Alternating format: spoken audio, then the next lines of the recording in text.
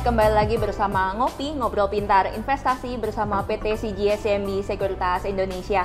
Saya Fanny Suherman dan bersama saya hari ini ada Bapak Reynold Ong. Beliau adalah Corporate Finance Director dari PT Erajaya Swasembada Tbk. Hi Pak Reynold, how are you? I'm good, thank you. Thank you for having me here. Thank you for your time too. Okay, and today we want to talk a glance about PT Erajaya Swasembada. The first, how does the company performance within 1 year ahead?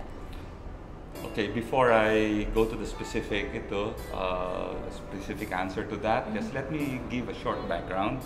Who is Erajaya, what we are, and who we are. Erajaya itu perusahaan udah listed in the Jakarta Stock Exchange, and our main business model is to be the importer, distributor, retailer of anything mobile equipment like handsets, gadgets, accessories. We call it Internet of Things, lifestyle products. So Erajaya has been the major player for the past berapa tahun ya, 10 tahun mungkin.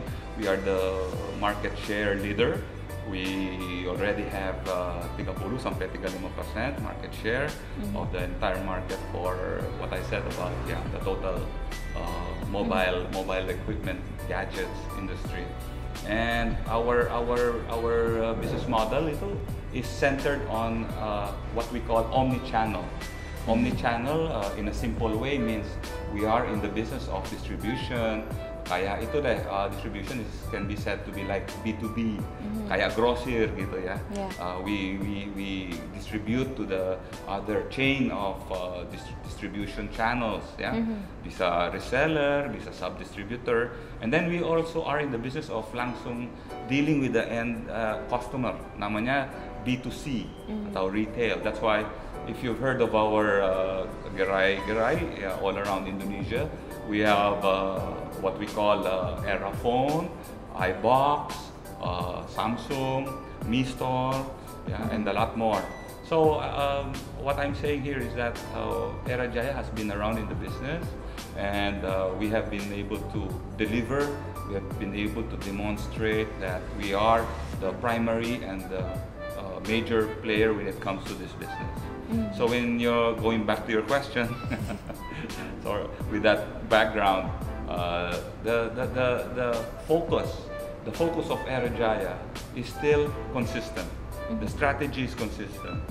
We want to focus ourselves on building up our expansion network all around Indonesia. We want to be having that foundation this year and even towards the next year. The foundation for more namanya infrastructure ya. Infrastructure can be your gerai-gerai, your number of dealer network, your warehousing, your supply chain, and if that all is combined, we are now ready. We are now ready to face the market with a demand profile that comes from our masyarakat, the marketplace. We are now going to be what I would say the building block udah dilakukan.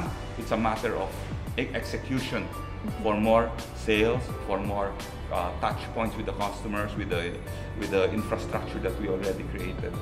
Okay, and then how about the company plan in the future? Okay, Erajaya is in the process of transformation for any changes in the future. But what we're saying, transformation is very simple. We would like to institute our channels, our systems, our human capital, our supply chain, our various systems, anything related to the productive capacity of Erajaya. Now, we are already in this transformation process, and yet we are also executing, as I said a while back, our expansion plan. Expansion plan itu is very important. Retail outlets right now, just to give you a flavor, right now we have already close to 1,000 gerai all around Indonesia, dari Aceh ke Papua and beyond Papua. Yeah. So what I'm saying is, joking aside, is that we will continue this expansion, and we cannot discount the possibility that retail presence itu is not important. It is important, because in any other shopping experience, people would still love to look at the gadget, see how is the resolution of the display, the touch and the feel, keyboard niya, atau the entire handset niya, ito, what does it feel? Yeah. So what we're saying here is that we're dealing with something menyatu across the board for our omni-channel network. We have the retail, we have the B2B, and we have online. Okay. Because on online you cannot see the actual product. You can only, you have to be really satisfied with the product features. So that kind of direction, that kind of strategy, we will continue it. Yeah, building the strength that we have, because we have already the hampir 1,000 gerai. We already have the resources. You know, in this business you need a lot of resources, financial resources, because to deal with your partners you need a lot of financing funds in order to buy the inventory, in order to build your gerai, right? So I think we're well positioned for the future. Okay.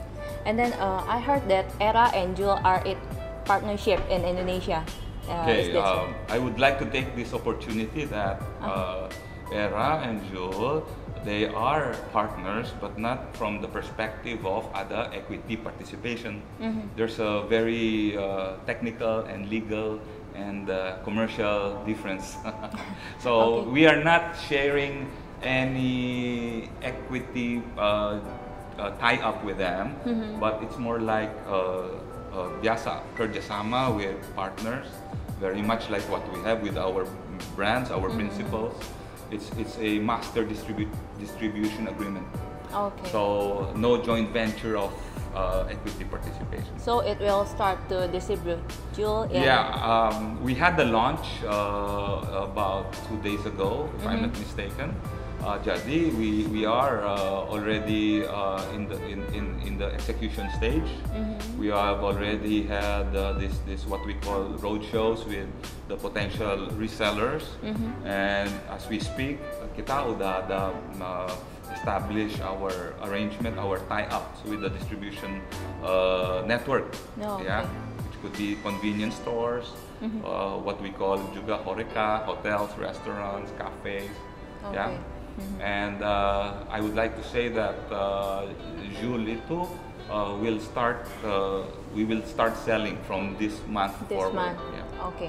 And who is the strong competitor for Erajaya? Okay. Erajaya being the major number one market share leader, we are also monitoring, who are the other players. But frankly, when it comes to institutions, itu nggak banyak. But it's more like the other, the other entities that are getting distributorship agreements with our principals from other entities which are no distribution agreement directly with them, but sometimes they get it from us juga. So when you say that competitors itu, sometimes we can say that we are the single largest, and ada beberapa, like for example territory-nya Jawa could be ours, from territory is not ours. So what I'm saying here is that not 100% has to go through us. So aside from that, I would like to say that the real competitor, to answer your question, the real competitor actually comes from the black market. Because I think all of us have sudah dengar atau sudah baca di koran, di social media. One issue that's arising now is what we call the email control, and this will be addressed this bulan Juli, Augustus actually.